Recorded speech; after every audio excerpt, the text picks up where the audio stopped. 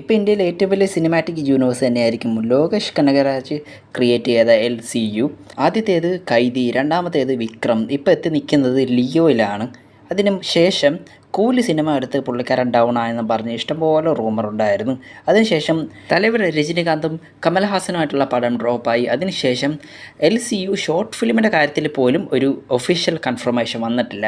പക്ഷേ അതിനെല്ലാം അറുതി വരുത്തിക്കൊണ്ട് ലോകേഷ് അണ്ണൻ ഒഫീഷ്യലി ഒരു സ്റ്റേറ്റ്മെൻറ്റ് തന്നിരിക്കുവാണ്. പുള്ളിക്കാരൻ ഇപ്പോൾ ചെയ്തുകൊണ്ടിരിക്കുന്ന അല്ലു അർജുൻ പടത്തിന് ശേഷം LCU ഓണമാൻ തുടങ്ങുവാണ്. ആ തുടക്കത്തിലെ ഫസ്റ്റ് സിനിമയായിരിക്കും രാഘവ ലോറൻസ് നായകനാവുന്ന ബെൻസ് എന്ന് പറയുന്ന സിനിമ. ഈ സിനിമ സംവിധാനം ചെയ്യുന്നത് ലോകേഷ് കനകരാജ് അല്ല, ഭാഗ്യരാജ് കണ്ണനാണ്. ഈ സിനിമയിലൂടെ നമ്മുടെ LCU യൂണിവേഴ്സ് വീണ്ടും സ്റ്റാർട്ട് ചെയ്യാൻ പോവുകയാണ്. അപ്പോൾ ഈ തെറി പറഞ്ഞവരൊക്കെ ലോകേഷ് അണ്ണന് വേണ്ടി കൈയടിക്കും. പേഴ്സണലി എനിക്ക് ഫീൽ ചെയ്യുന്നത് പുള്ളിക്കാരൻ ഇങ്ങനെ ഒതുങ്ങി നിൽക്കുവാന്ന് തോന്നുന്നു. ഒരു അവസരത്തിന് വേണ്ടി പുള്ളിക്കാരൻ കാത്തിരിക്കുവാന്ന് എനിക്ക് പേഴ്സണലി തോന്നിയത്. 8ൻ്റെ അല്ല 16ൻ്റെ പണിയാണ് നമ്മുടെ ദളപതി അണ്ണൻ്റെ ജനനായകന് ഇപ്പോൾ കിട്ടിക്കൊണ്ടിരിക്കുന്നത്.